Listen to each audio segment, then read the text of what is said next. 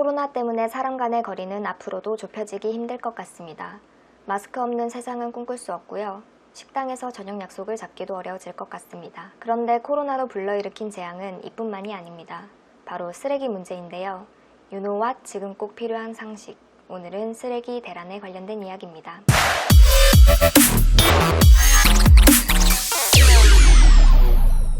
자, 결론부터 들어갑니다. 환경부에 따르면 올해 상반기 비닐 폐기물의 발생량은 하루 평균 951톤, 플라스틱 폐기물은 하루 평균 848톤을 기록했다고 합니다. 이 수치는 지자체별 공공 폐기물 선별장의 기록을 합친 것일 뿐 민간 선별장에서 처리한 폐기량과 또 불법으로 버려진 쓰레기량을 합친다면 정말 어마어마한 양이 되겠죠. 그런데 이 쓰레기 문제, 코로나가 기름을 부었을 뿐 사실은 전부터 큰 골칫거리였는데요. 2018년 중국이 폐플라스틱 수입을 전면 중단하면서 우리나라의 쓰레기 대란은 이미 시작되었고 그동안 정부와 지자체는 쓰레기 문제를 해결하려고 노력했지만 기하급수적으로 늘어나는 쓰레기 양을 감당하지 못하고 매립지는 더 이상 쓰레기를 수용할 수 없을 만큼 포화 상태가 되었습니다. 실제로 수도권의 대부분 매립지는 한계에 다다라 더 이상 쓰레기는 매립할 수 없다고 합니다. 더 큰 문제는 불법으로 버려진 쓰레기가 쌓여 우리나라 곳곳엔 쓰레기산이 생겨나고 있다는 건데요. 실제로 코로나 이후 쓰레기 배출량이 급증하면서 3달 만에 무려 4개의 쓰레기섬이 더 생겨났다고 합니다. 쓰레기 문제 중에 가장 큰 골칫거리는 플라스틱인데요. 잘 썩지도 않아 사실상 재활용되지 않으면 처리하기 쉽지 않은 쓰레기입니다. 그런데 배달 음식을 시켜 먹고 우린 열심히 재활용 쓰레기에 버렸는데 왜 플라스틱 쓰레기는 계속 쌓인다고만 할까요? 한 발짝 더 들어가 보겠습니다. 플라스틱 폐기물은 코로나로 인해 포장 배달 등이 활성화되면서 사용량도 급증했지만 또 올해 들어 유가가 뚝 떨어지면서 폐플라스틱의 재활용 수치가 사실상 떨어졌다고 합니다.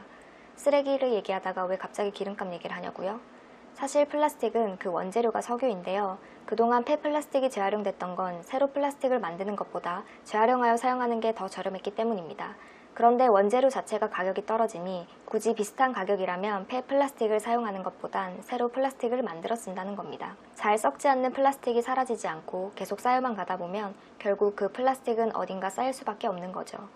해양 쓰레기가 되거나 쓰레기섬의 주범이 되기도 합니다. 쓰레기 문제는 플라스틱뿐만이 아닌데요. 우리가 매일 쓰고 있는 일회용 마스크, 이 녀석이 새로운 해양 쓰레기계의 다크호스로 떠올랐습니다.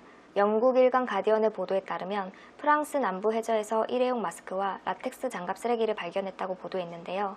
문제는 우리가 매일같이 사용하는 일회용 마스크, 이 마스크가 분해되는데 무려 450년이 걸린다는 사실 알고 계셨나요?